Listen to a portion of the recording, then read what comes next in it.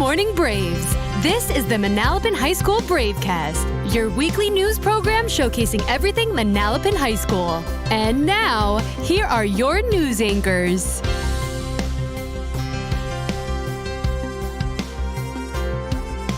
Good morning, Manalapan High School. Today is Friday, June 9th. I'm Emma Noonan. And I'm Rory Wheeler, and welcome back to the Bravecast. We want to start off today's broadcast by highlighting an exceptional junior, Mukamid Olmasov. Mo is an incredibly talented artist. Throughout the year, he has been perfecting his art style, which is a mix between graffiti and doodling. His pieces are incredibly intricate and well designed. His talent is truly remarkable.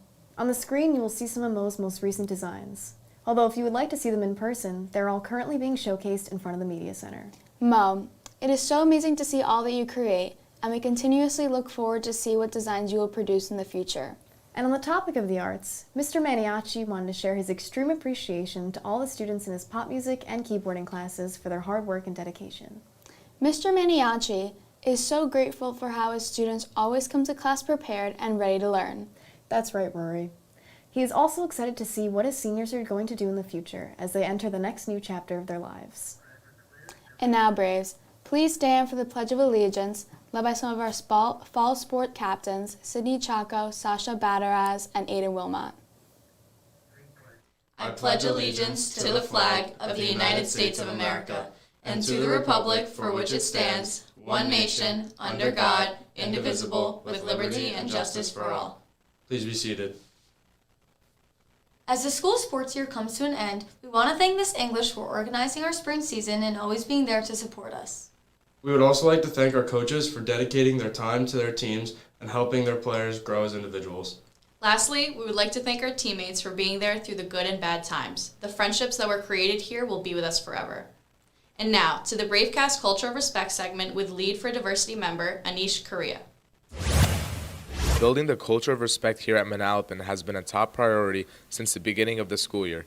As we approach the end of the year, let's not forget how every single one of our efforts put together has helped transform our school into a caring and connected community. How has your definition of respect changed since the beginning of the school year? I mean, it definitely has changed. In the beginning of the year, I just thought respect the adults and stuff, but now you have to respect people in and out of school. How has your definition of respect changed since the beginning of the school year? Well, my definition has changed because in the beginning of the year, I was kind of I took it loosely. I was like, all right, whatever. But now towards the end of the year, I start to think about it whenever I talk to my friends, my peers, my teachers, just all around, it's improved. Can you tell me about a time that you saw your classmates showing respect this year? I'm not going to use a time. I'm going to use one of my dad's students. It helped him after class clean up his classroom after they did a project. I think it helped my dad out a lot, so we went on to clean up all the work from all his AP students. Can you tell me about a time when you saw one of your classmates showing respect this year? A time I saw a classmate showing respect was in the lunchroom. My friend Joe Cav picking up trash that was left on the tables, on the floors, just cleaning up after other people.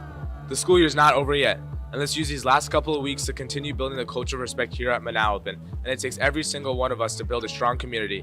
Tune in next week for the last Culture of Respect segment. Interview our seniors and their experiences here at Manalapan High School. This has been Anish Korea.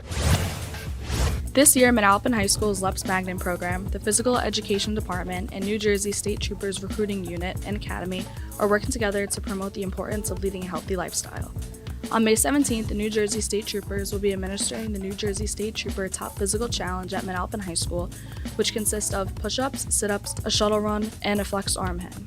Should we host this event every year? Yeah, we should. It was a really fun opportunity to show off your athleticism. It was really fun. Students who complete the challenge will receive participant certificates and a bronze, silver, or gold patch depending on their abilities.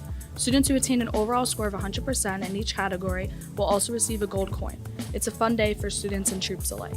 Would you recommend someone else participate in this challenge? Most definitely. Even if you're not interested in law enforcement or the field, it was definitely a really good learning experience, and the instructors there were really nice. Yeah, I would. I mean, it was a fun experience, and it was nice that all the troopers came, and we got to see what it was like for what they go through, and gets the blood pumping and everything. Yeah, I 100% recommend it. Our Brave family is excited for this new community partnership and look forward to hosting this event next school year. This has been Mackenzie Semming. Now back to you guys in the studio. Thanks, Mackenzie. To the students who participated in this challenge, you all should be extremely proud of yourself for your hard work. Absolutely, Gabby. And speaking of hard work, this Tuesday, Manalapan held their 2023 Senior Academic Awards Ceremony.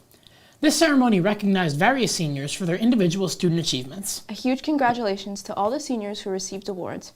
Your passion towards our school and community is both noticed and appreciated. Thank you for modeling what it means to be a Brave. And while we're bringing awareness to our students, the Cancer Awareness Club has just wrapped up their last fundraiser for the year. That's right, Luca, and they did an amazing job with raising a grand total of $310, all from simply selling soft pretzels. That is so impressive. All of the money raised was used to buy toys, art supplies, and toiletries for patients at the Children's Specialized Hospital in New Brunswick. Thank you to everyone who participated and helped to make these donations possible. Also, for any students who are interested in applying for a leadership position for Manalapan's Animal Club next year, there will be a very short meeting in D219 at the beginning of lunch on Wednesday, June 14th. If you are not already in the Google Classroom, the code is DOREE70.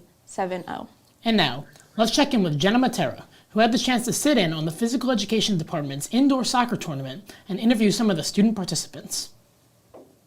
Our Physical Education Department has started to introduce indoor soccer tournaments as a gym elective choice.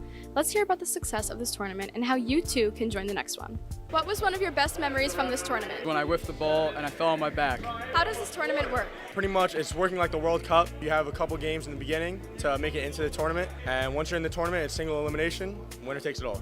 Can you tell me a little bit of your overall experience in this event? It's sick. We're having a lot of fun. I'm working really hard. My team's already out though, but I'm just watching for fun. My experience has been great. I'm getting out here with my team, trying to win the finals, win the semifinals right now. I've been making saves all day. It's been great. It was so great to see the students who were involved collaborating with one another throughout the entirety of this tournament. To participate in the next tournament, speak with your gym teacher for details on how to sign up. This has been Jenna Matera. Now back to you guys in the studio. It's Jenna. We want to congratulate a group of students from Period 1 for winning this year's tournament. Great job to Julian Bird, Justin Hammer, Giuseppe Menino, Ali Rasul, and Gabriel Babatko.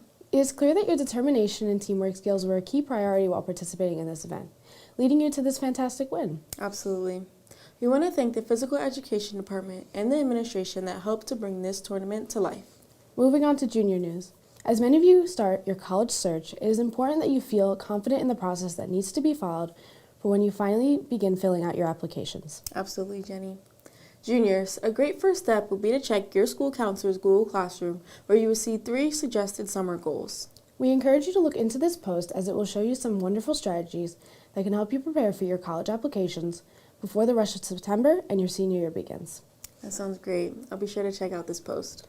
Well, I hope it helps, Jayla. But not only is applying to college a concern for many this summer, but also applying for jobs.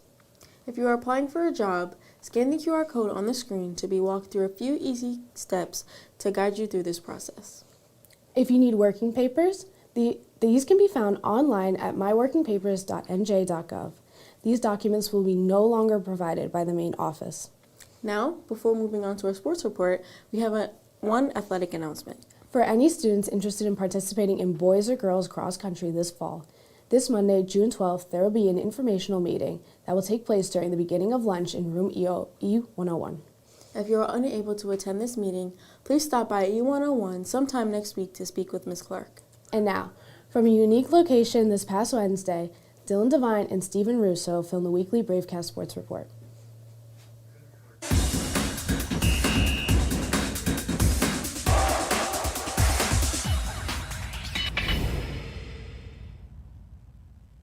Dylan Devine, Steve Russo here. At the beach? Divine, it's that time of the year. The summer vibes are starting to kick in. We finally got here. Yeah, we finally have. And this week in Manalapan Sports, we're going to recap this previous season of spring sports. Baseball finished their season 9-17-1 thanks to a lights-out game. And we have players like Joe Niso, who led the team in 49 strikeouts and an ERA of 1.19. And baseball is going to miss Christian Bernardini, who had a stellar year with a batting average of .432. They're going to miss him a lot next year, Devon. Yeah, moving on to the boys lacrosse. They finished their season 9-8, and there's a lot of firsts. First time they finished above 500 in their program history, and first time they have a state playoff victory. That is a lot of firsts, Devine. Yeah, and Anthony Macchio led the team with 21 assists. And who was he passing to? Mark Stanfinelli, who led the team with 35 goals and throw on top of that 49 points for him. What a year for him. Yeah, moving on, girls lacrosse, they finished their season 13-6. They haven't reached that margin in a very long time, and it's players like Casey Resker who led the team with 41 goals, 9 assists, and 50 points. Yeah, and I'm willing to argue that this is the most successful season girls lacrosse has had in the program's history. 13 wins after last year where they didn't even sniff 13 wins is a huge and remarkable accomplishment, Devine. Yeah, and moving on to softball, they finished their season 6-15, but they had players like Mary Kovaletsky leading the team with 34 hits and a batting average of .459. And on the pitching side, Rosemary Major led in 39 strikeouts, and then Amanda O'Donnell led with a team ERA of .315. And moving on to golf, this was a hard-working group. They never quit. And, you know, they got a big win over their district rival, Freehold Township. So we're excited to see what they're able to do next season. Boys tennis, they finished with a 9-9 record. They're looking to get above 500 next year. But they still picked up 2 playoff wins, so that's still a successful season, I would say, for them. Yeah, and moving forward into the future. And finally, moving on the track, some players to highlight, like Steven Cavillos, who placed third this past weekend in the 1600 meter, second place in the 3200 meter.